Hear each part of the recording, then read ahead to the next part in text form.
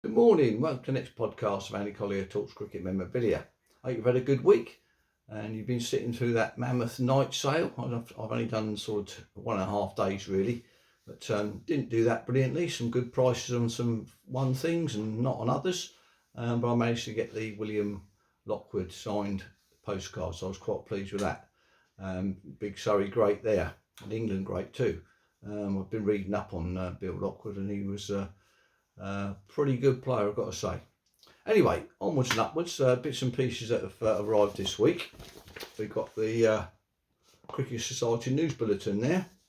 Which one's this? This is July, August 2026, number 648. So loads of information in there and articles and what have you on bits and pieces and what's happened with the Cricket Society in the last month. Editorials and whatever, so good society to be involved with. Okay, some lovely supplements arrived this week, thanks to Derek. We've got from in the Topical Times, produced by DC Thompson back in 1937. This one here, we've got Leslie Todd of Kent, all prominent players. Lovely early photographs of the players here, images, so quite pleased to get hold of these, I have to say. Nice one there, Leslie Todd. What else have we got here? We've got Alan Melville, South Africa. That's one who's playing for Sussex. Nice early one there from Melville. Alan Melville. McCorkle. Neil McCorkle, Hampshire. A nice one there. McCorkle, the keeper. Very good. Nice one. There's a set. These are sets of 8 supplements for the Topical Times. William Copson there. Who was he? Derbyshire player there. Nice one there. Nice one here of Harold Gimblett, Somerset player. Very nice one there of Gimblett. Quite pleased to get all these, I've got to say. And the next 3 we've got all made their debut in 1937. That's when these came out, these supplement cards or photographs. And we've got Dennis Compton there.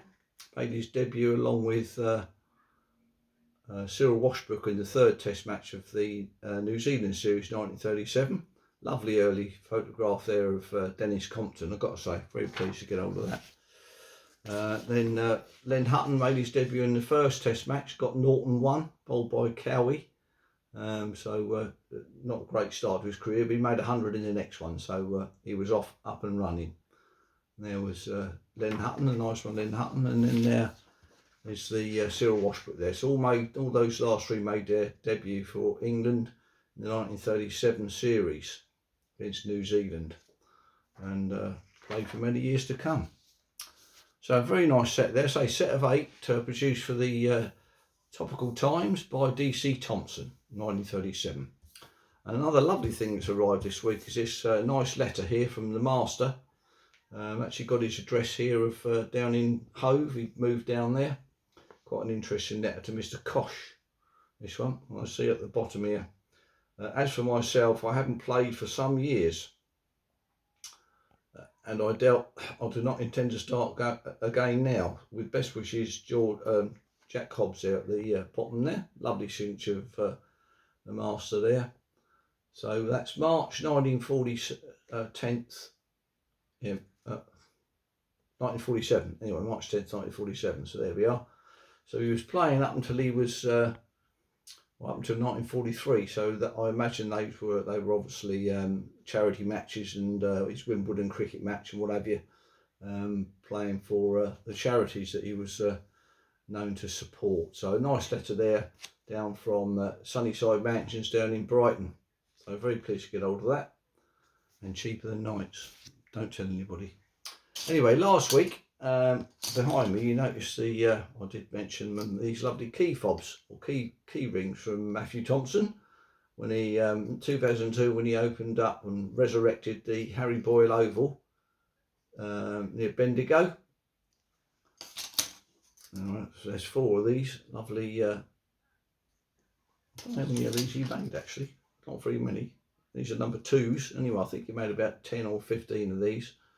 So lovely ones there, and one last one there, I think that one there. See all number, that's 001, that one, Harry Boyle's Oval.